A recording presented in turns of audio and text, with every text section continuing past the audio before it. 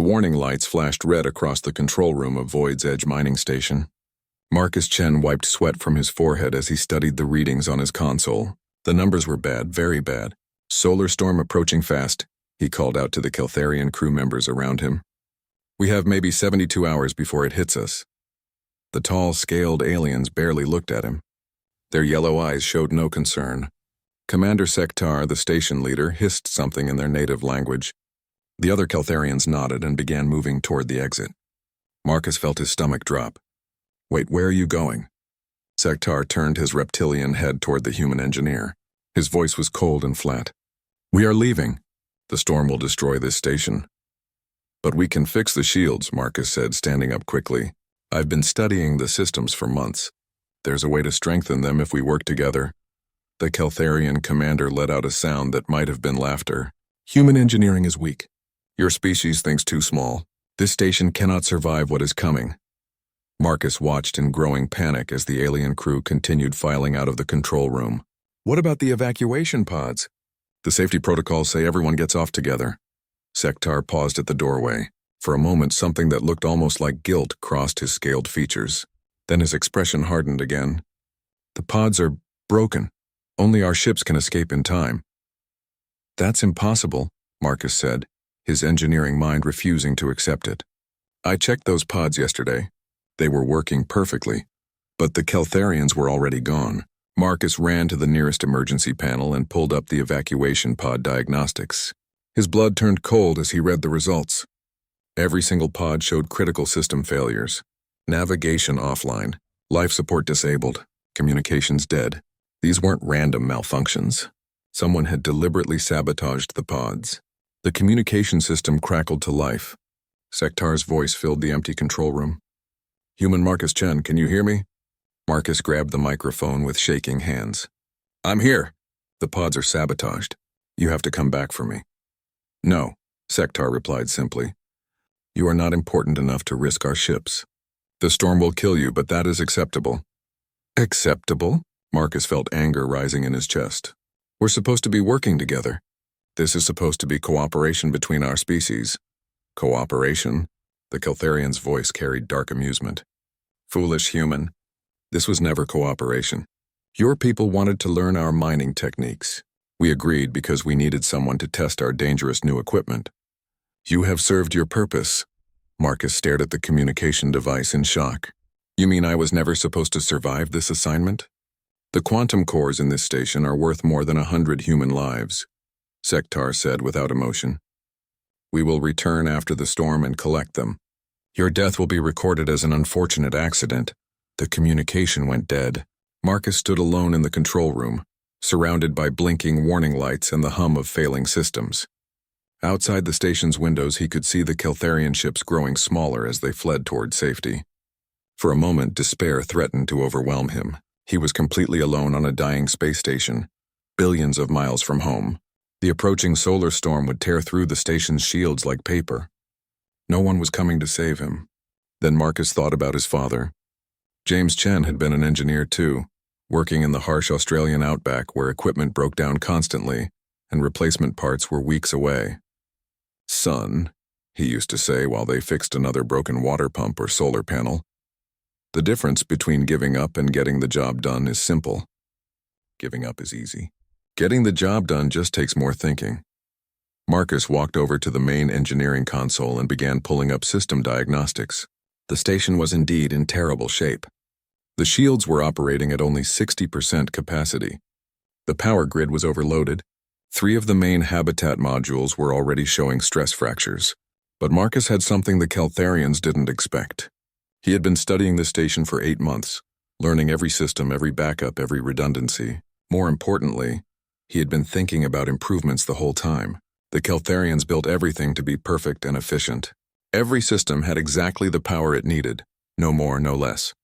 Every component was designed to work in precisely one way. There was no waste, no flexibility, no room for creative solutions. Marcus had grown up in a world where nothing ever worked perfectly, where you had to make do with whatever parts you could find, where the best solution was often the one nobody had thought of before. He started making notes on his tablet, sketching rough diagrams. The mining equipment could be repurposed. The ore processing systems could be reconfigured. The quantum cores that the Keltharians wanted so badly could be linked in ways their rigid thinking would never consider. "Okay," Marcus said to the empty room, rolling up his sleeves. "Let's see what this human engineer can do." He began with the power systems. The Keltharians had designed them to provide steady, reliable energy to each section of the station. But Marcus didn't need steady and reliable. He needed massive amounts of power for short periods to strengthen the shields. Working quickly, Marcus began rerouting power conduits. He disconnected non-essential systems like the fancy alien food processors and entertainment centers. He tied the mining laser power supplies into the shield grid. He even figured out how to use the waste heat from the ore furnaces to boost the electromagnetic field generators. Hours passed as Marcus crawled through access tunnels, rewired control panels, and reprogrammed systems. His hands got dirty and his back ached, but he could feel the station responding to his changes.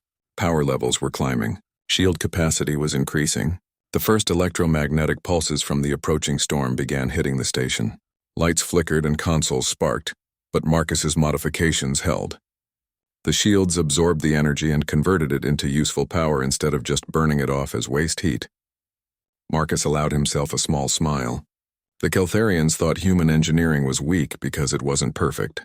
They didn't understand that sometimes imperfect solutions were stronger than perfect ones. Sometimes the best way to survive was not to build something that couldn't break, but to build something that could be fixed with whatever materials you had available.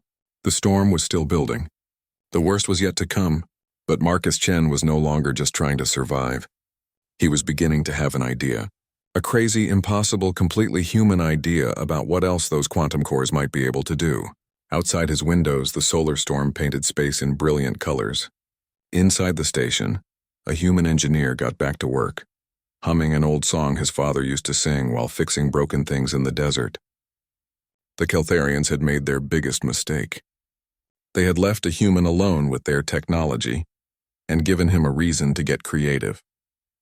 They would regret that decision very soon.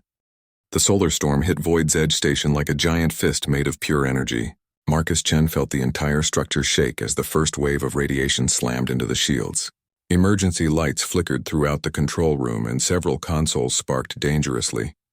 "Come on," Marcus muttered, watching the shield readings on his main display.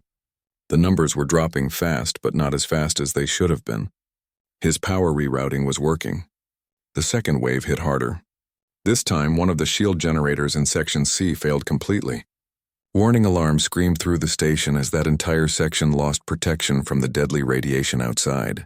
Marcus grabbed his toolkit and ran toward Section C. The Keltharian designers had placed the backup shield generator in a different part of the station, connected by kilometers of power cables. It would take hours to bring online using their standard procedures. But Marcus wasn't using standard procedures anymore. He reached the cargo bay in Section C just as the third wave of the storm arrived. The massive space was filled with mining equipment and raw materials. Sparks flew from damaged conduits in the walls and the air tasted like burned metal. Marcus looked around the cargo bay with new eyes. The Keltharians saw it as storage space. Marcus saw it as a giant toolkit. The magnetic crane used for moving heavy ore containers could generate powerful electromagnetic fields. The industrial fabricators could reshape metal components in real time. The atmospheric processors could filter and concentrate different types of particles. "Time to get creative," Marcus said to himself. Working quickly, Marcus disconnected the magnetic crane from its normal control systems and tied it directly into the power grid. Instead of lifting cargo, it would now project a magnetic field strong enough to deflect charged particles from the solar storm. He pulled apart 3 ore containers and used the fabricators to reshape their metal into reflective panels. These he mounted around the cargo bay's windows, creating a makeshift Faraday cage that would protect the area from electromagnetic pulses. The atmospheric processors were trickier. Marcus had to reprogram their entire operating system, changing them from air purifiers into particle accelerators. They would take the high-energy particles from the solar storm and shoot them back out into space in a controlled beam. As he worked, Marcus thought about his childhood in the Australian outback. His father had taught him to see opportunity in every broken machine, every pile of spare parts. The best engineers, James Chen used to say, are the ones who can build a spaceship from scrap metal and make it fly. The fourth wave of the storm was the strongest yet. Marcus's improvised defenses held, but barely.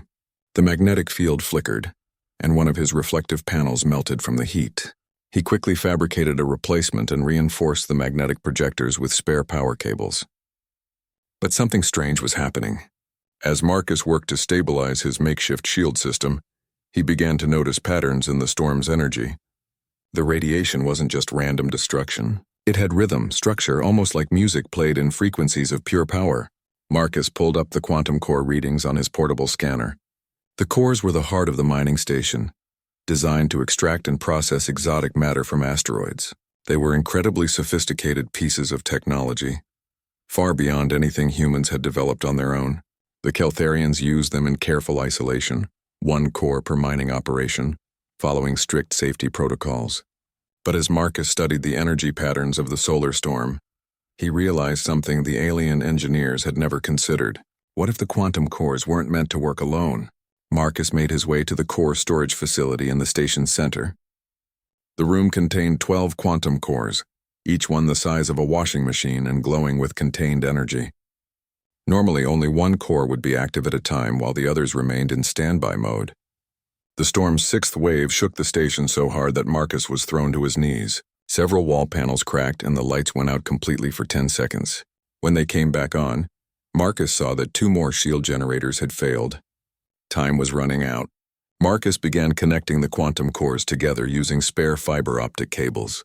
The Keltharian safety manual said this was extremely dangerous. The cores could overload and explode if improperly linked, but Marcus had studied the technical specifications for months, and he understood something the original designers had missed. The cores weren't just energy sources, they were quantum computers, capable of processing information at speeds that made regular computers look like pocket calculators. When linked together, they could think, learn, and adapt. As Marcus connected the third core to the network, something unexpected happened. The combined cores began synchronizing with the rhythm of the solar storm. Instead of being damaged by the radiation, they started absorbing it, storing the energy in quantum batteries that shouldn't have been able to hold that much power. "That's impossible," Marcus whispered, watching the readings on his scanner. The linked cores were not only surviving the storm, they were feeding on it, growing stronger with each wave of radiation. He thought back to his father's lessons about the outback.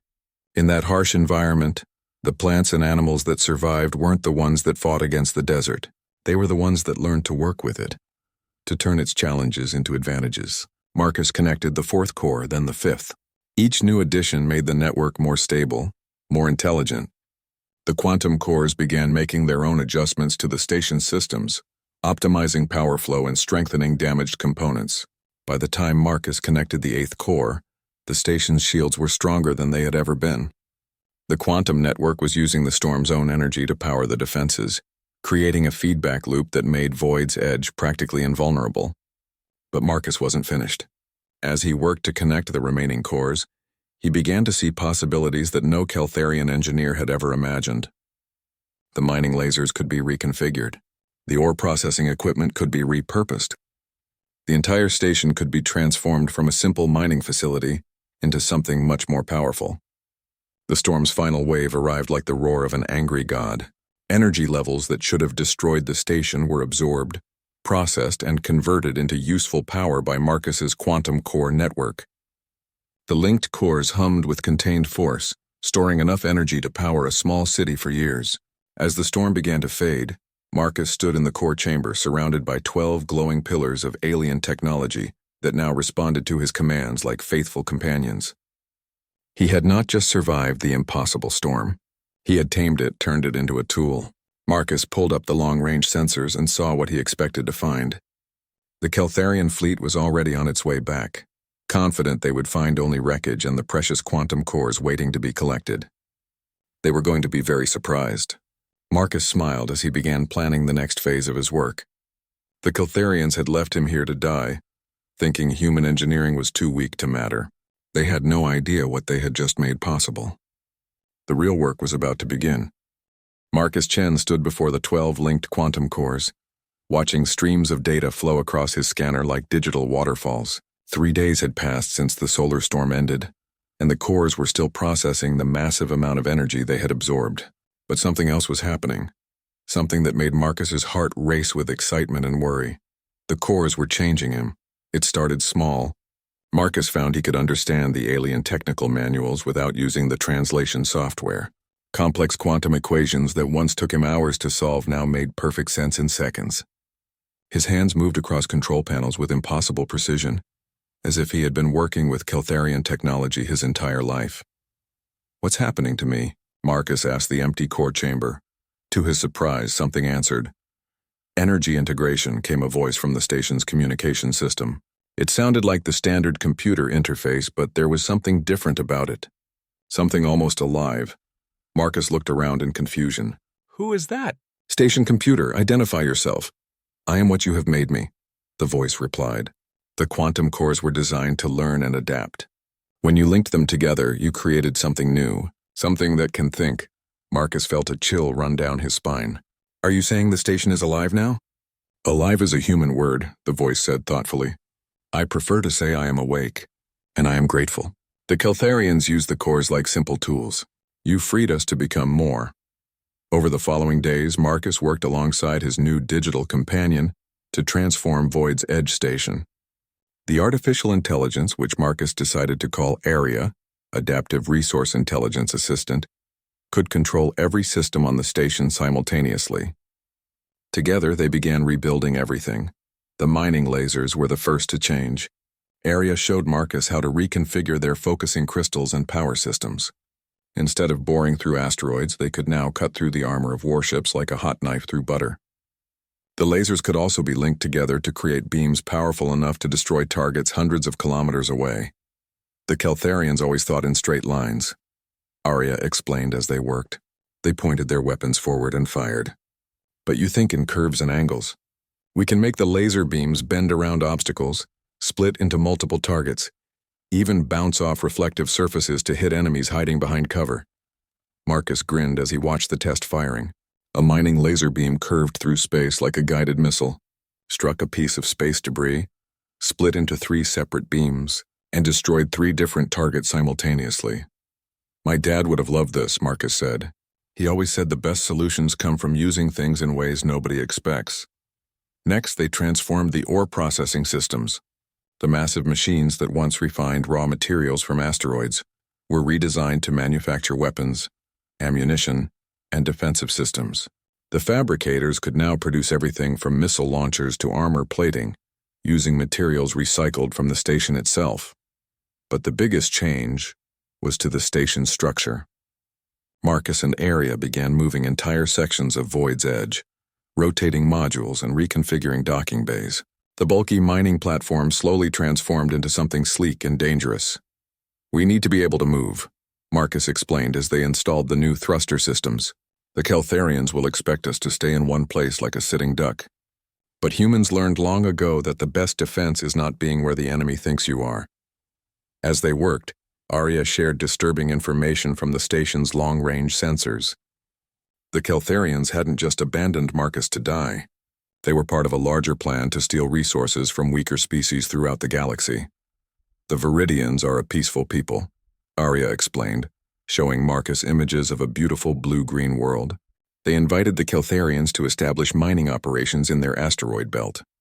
But the Keltharians are taking far more than agreed upon. They are stealing the rare elements the Viridians need for their medical technology. "Why don't the Viridians stop them?" Marcus asked. "Their ships are designed for exploration and trade, not war. The Keltharians have superior weapons and use fear to control them. Many species throughout the galaxy live under similar arrangements." Marcus felt anger building in his chest. The same anger he had felt when Sektar abandoned him to die. So the Keltharians go around the galaxy, pretending to offer cooperation, then stealing whatever they want. "Yes, and when someone objects, they arrange for accidents to happen, like the accident they planned for you." That night, as Marcus tried to sleep in his quarters, he dreamed of his father. They were working together in the desert, fixing a broken solar panel array that provided water to a remote village. "Why do we help them, Dad?" the younger Marcus asked. "They can't pay us very much." James Chen smiled and wiped grease from his hands. "Son, sometimes the most important work is the work nobody else is willing to do.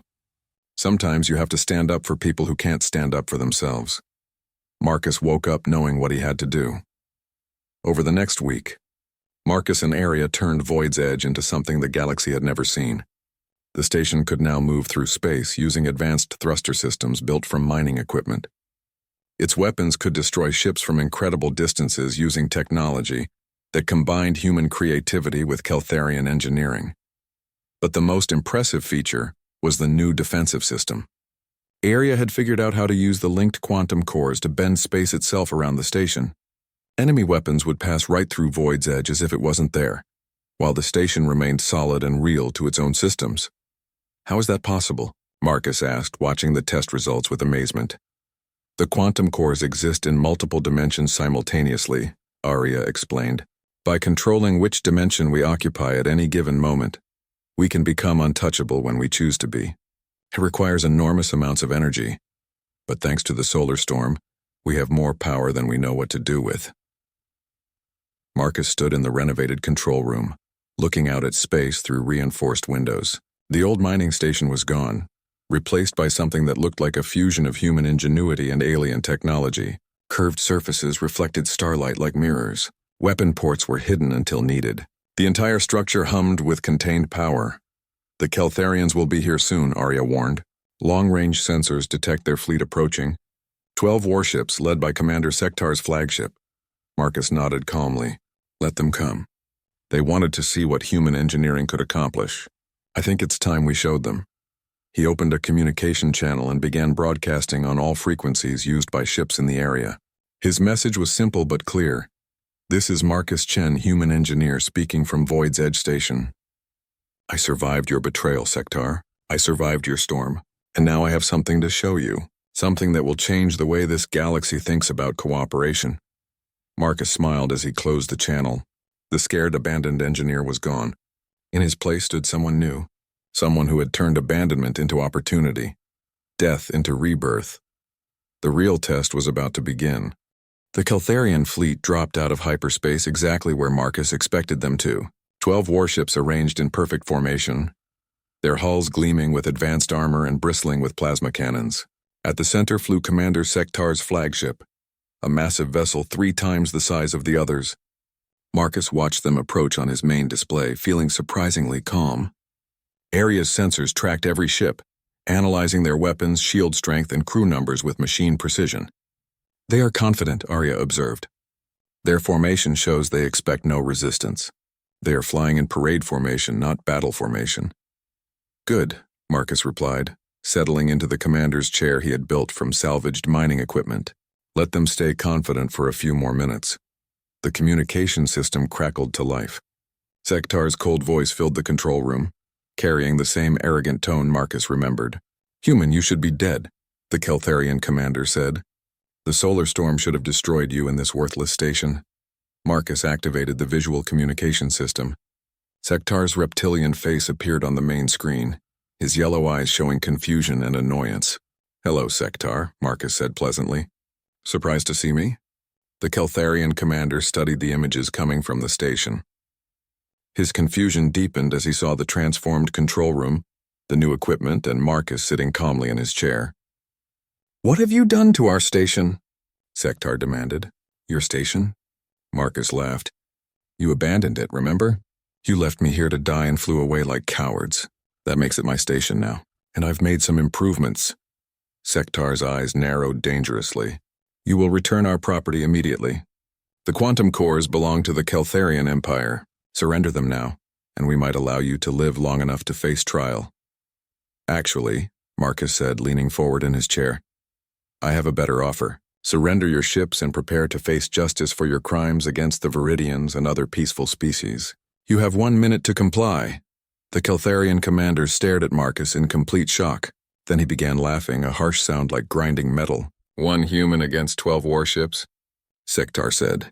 You have gone insane from isolation, very well. We will put you out of your misery. The communication went dead. Marcus turned to the tactical display where Arya was tracking the approaching fleet. How long until they reach weapons range? 3 minutes 40 seconds, Arya replied. They are increasing speed and changing to attack formation. All ships are charging their plasma cannons. Perfect. Let's give them something to shoot at. Marcus activated the station's new mobility system. Void's Edge began moving through space, its converted mining thrusters pushing it away from the asteroid field where it had been anchored. The station moved smoothly like a ship instead of a stationary platform. The Keltharian ships spread out, trying to surround the moving station. Their tactics were precise and predictable, exactly what Marcus expected from a military force that valued order above creativity. "They are following standard attack pattern 7, Arya noted. 4 ships will attack from the front, 4 from the flanks, and 4 will remain in reserve with the flagship. Then we won't be where they expect us to be," Marcus said. The first group of Keltharian ships opened fire with their plasma cannons. Brilliant streams of superheated energy streaked toward Void's edge, enough firepower to vaporize a small moon. Marcus activated the quantum dimensional shift. The plasma beams passed right through the station as if it were made of ghost matter. The Keltharians' most powerful weapons hit nothing but empty space. "Impossible." Sektar's voice crackled over the communication system. "Our sensors show the station is still there." "Your sensors are correct," Marcus replied calmly. "We're here. We're just not here in the same dimension you're shooting at." The second wave of ships tried a different approach, firing in spread patterns to cover more area. Once again, their weapons passed harmlessly through the station. But Marcus wasn't just defending.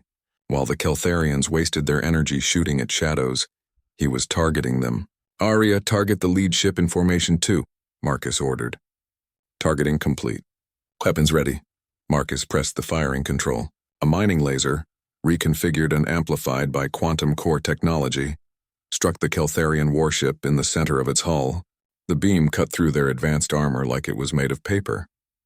The ship exploded in a brilliant flash of light. The remaining ships scattered in panic, their perfect formation dissolving into chaos. How did they do that? One of the Keltharian pilots screamed over the radio. "Our shield should have stopped any mining laser." Marcus smiled grimly. "Arya, show them what else we can do." The station shifted back into normal space and unleashed its full arsenal. Mining lasers split into multiple beams, each one seeking a different target. Ore processing cannons launched chunks of metal at incredible speeds. Even the cargo handling equipment had been turned into weapons, firing nets of energy that wrapped around enemy ships like giant spider webs. The Keltharians tried to respond, but they were fighting something completely outside their experience. Their training taught them to face enemies that followed the same rules they did. Marcus followed no rules at all. When 3 ships tried to flank the station from above, Marcus used the mining thrusters to flip Void's edge upside down, bringing new weapons to bear on targets that thought they were in safe positions. When another group tried to hide behind an asteroid, Marcus bounced laser beams off reflective surfaces, striking them from angles that should have been impossible. When the remaining ships formed a defensive circle, Marcus made the station phase in and out of reality, appearing inside their formation and disappearing before they could react. One by one, the Keltharian warships fell. Some were destroyed outright.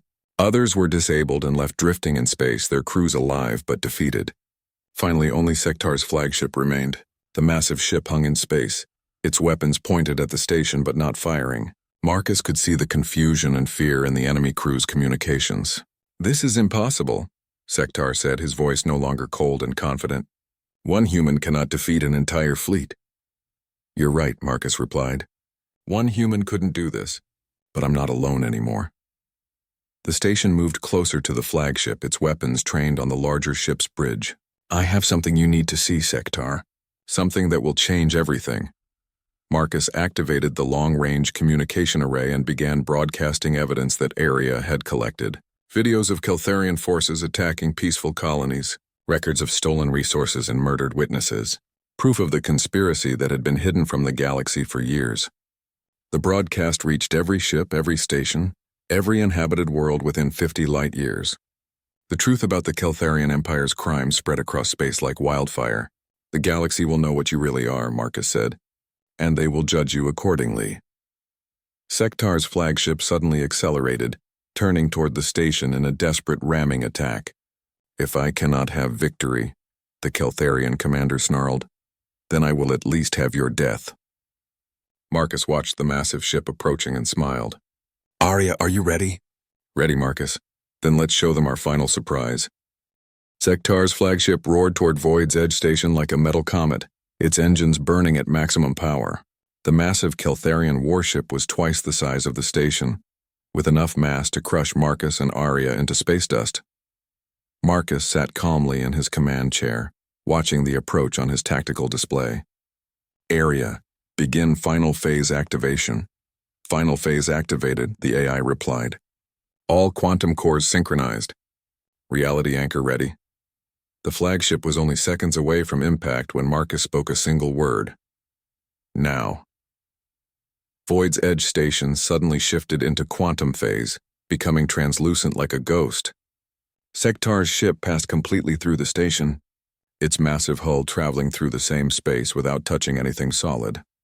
But as the flagship emerged on the other side, Arya executed the second part of their plan. The station rematerialized, but not in its original position.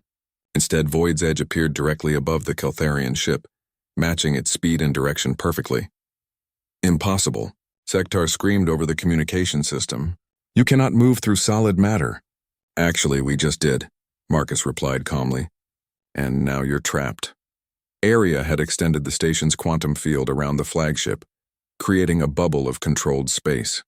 The Keltharian ship was locked in place, unable to change course or speed without the station's permission. Surrender your ship, Sektar, Marcus ordered. Your crew doesn't have to die for your crimes. The Keltharian commander's voice shook with rage and fear. I will never surrender to a primitive human. Then you'll face the consequences of your choices. Instead of destroying the flagship, Marcus did something unexpected.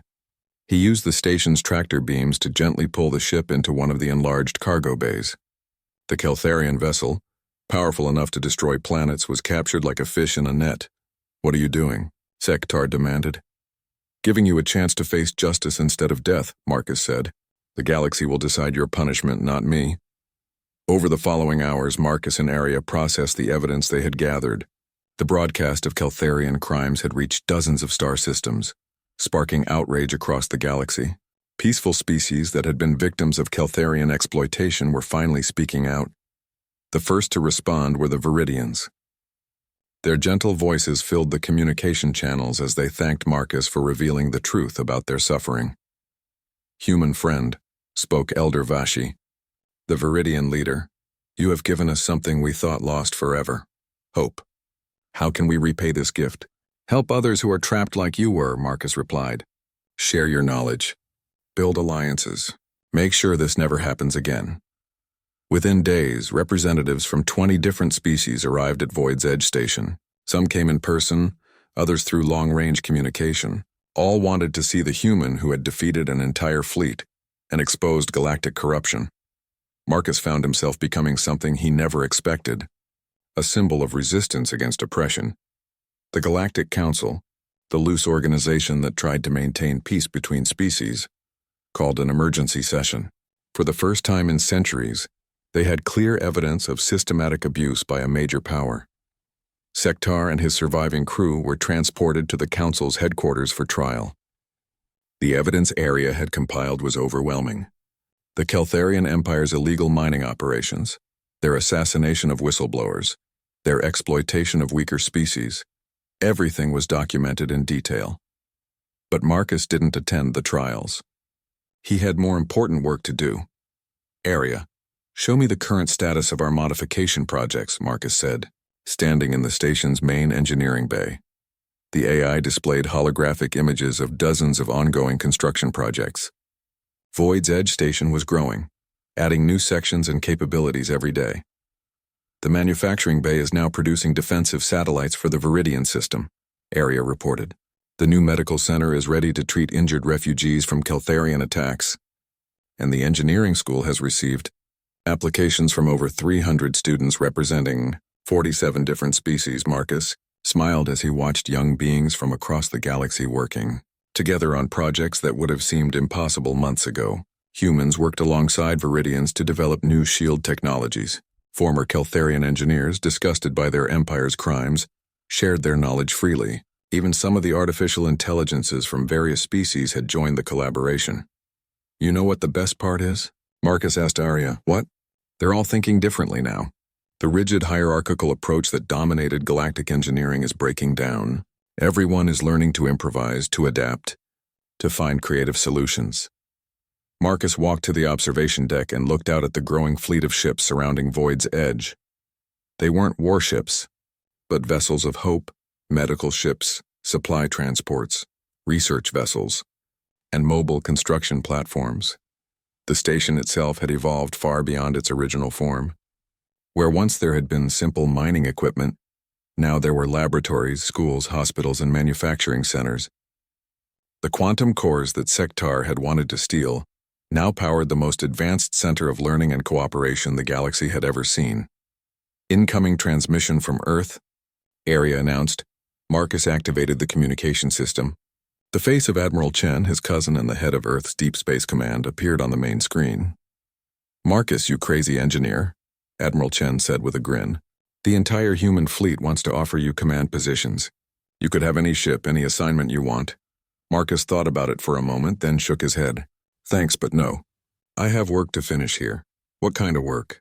Marcus gestured toward the observation windows where students and researchers from dozens of species could be seen working together on various projects. "Teaching work. It turns out the galaxy's biggest problem wasn't Keltharian oppression. It was the idea that there's only one right way to solve problems. I'm helping to change that." 6 months later, Marcus stood in the same control room where he had once faced abandonment and certain death.